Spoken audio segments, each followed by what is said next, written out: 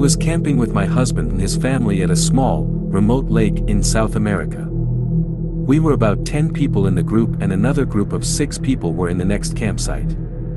It was nighttime and both groups were doing typical camping activities while having a few drinks and telling stories, when all of a sudden, we all heard what sounded like a little girl yelling out for help.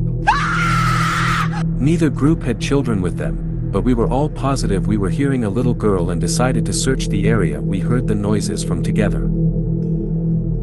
There was a field behind our campsites, and we all saw a very tall, pure white figure standing maybe 100 feet away from us in the field, making the noises.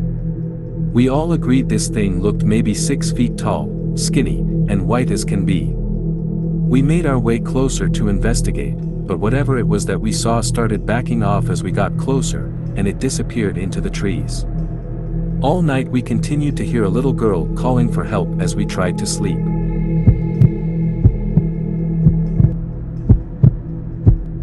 I'm a psychiatric nurse and early in my career, I worked at a residential mental health facility. One of our residents was an elective mute, which means that he wouldn't or couldn't talk, but there were no medical reasons as to why.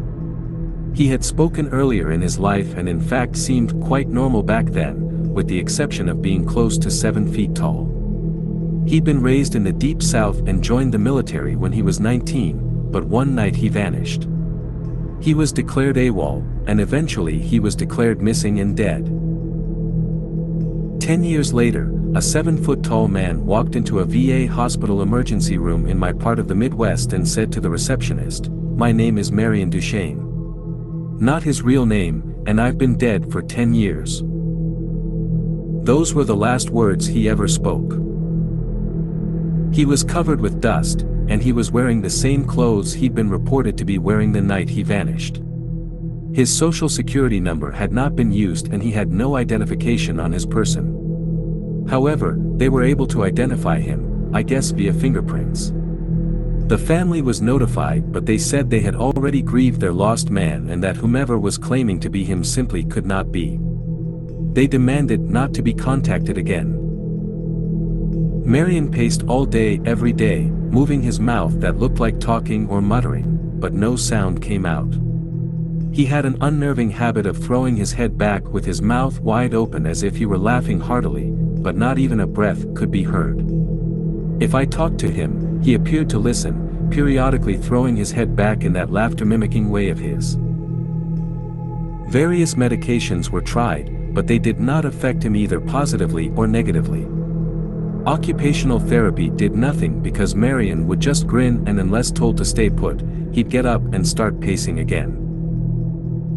On my last day at that job, the last thing I saw was Marion, pacing in the parking lot, throwing his head back to laugh.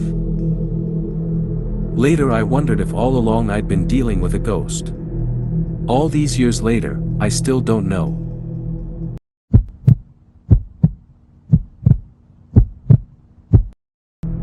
I was driving across country with my mom and sister when I was 16 and my sister was 20. It was late, but we were well rested still and alert. We were driving along an interstate and needed gas and a bathroom break, so we stopped at the only rest stop in 200 miles.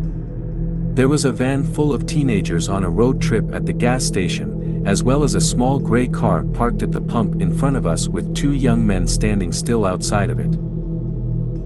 When we got there everything felt wrong. We'd been on the road for days and seen many rest stops at night and had never been afraid until then. My mom and sister went inside and I stayed in the car. I heard the teenagers say they were creeped out and couldn't get the pump to work, and they left in a hurry. I was watching the car in front of us, and the 2 men had not moved at all. Not an inch. They weren't talking. They weren't on phones. They were just standing there, still as stone. My sister and mom came running back out to the car, and when they got in, the 2 men slowly turned to look at us while not moving or pivoting the rest of their bodies, and I swear to fucking shit, we all saw the same thing. They had eyes dark as pitch and empty. Truly empty. Not black, not reflecting any light at all, just a void. We sped out of there and didn't stop until we were in the next city.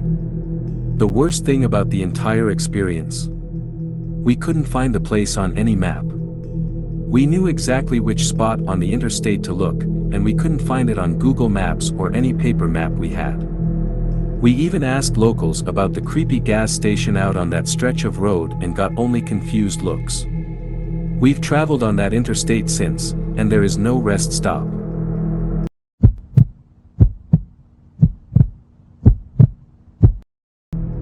We were driving my friend's really old beat-up Subaru through a massive graveyard. We stopped and walked down a hill and came across a little pond. There was someone sitting on a rock on the other side of the pond. The figure was all black and we couldn't make out any features other than the fact it looked like a man who was wearing some old-style top hat. We stupidly waved and shouted, "Hi."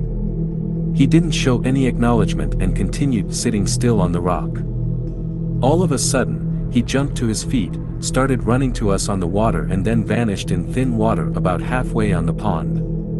My friends and I screamed and ran back to the car. The car wouldn't start, and we heard something banging on the back of the car. It wasn't a constant bang, but every few seconds or so we'd hear it. Nobody was outside from what we could see in the dark, but something was making a noise on the car.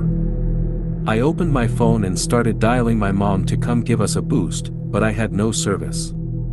None of us had any cell service. The next 30 minutes were spent trying to get her car started. No banging was heard afterwards, but we felt this heavy pressure around us. Finally, the car started and she hit the pedal to the metal. We sped out of the graveyard so fast. Immediately crossing the gates, all of our phones regained cell service.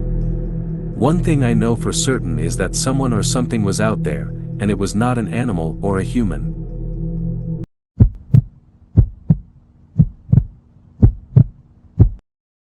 When I was 37, I went to my high school reunion. I flew into the nearest airport and rented a car. The distance was about 35 miles through a very rural and almost abandoned part of the country. About 3 miles outside of town I see someone on the side of the road, flagging me down. It turned out that it was one of the guys I had attended school with. Jim, not his name, gets in the car and we start talking. I had not seen him in 20 years, but he still looked the same, maybe a little older. We get to town and I ask him if he wants to come to the VFW and have a drink. He says, "No, just take me home." Jim's parents had lived only a few blocks from my grandmother's house, and I turned in that direction, but he said to take him to the outskirts of town. There was a mobile home park out there, and I figured that is where he lived. When we reached the end of the turnoff, he said, "Just drop me here. It was good to see you again," and he walks off into the night. I go to the VFW, met some of my old classmates, we start to talk. As we are talking about who is coming to the reunion, I mention that I had just picked Jim up 3 miles east of town and had dropped him off. Everyone gets quiet, even the guy singing karaoke stops and lays down the mic. My cousin goes white as a new t-shirt. "Barb, Jim died on that curve 8 years ago. Rolled his car. We were all at his funeral," I was told. I started to feel really dizzy, and I went out to the car to take some deep breaths. There on the seat is the local newspaper, printed 8 years previous, containing Jim's obituary. I still have the paper.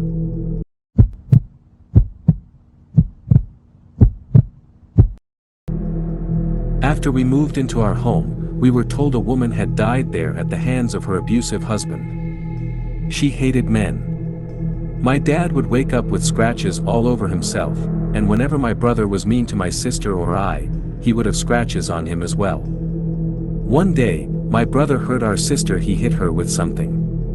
When he woke up later that night, he had a horrible bloody nose. The day we moved out, my brother accidentally broke his twin's arm trying out a wrestling move. He swears that he would have died that night if it wasn't our last in the house.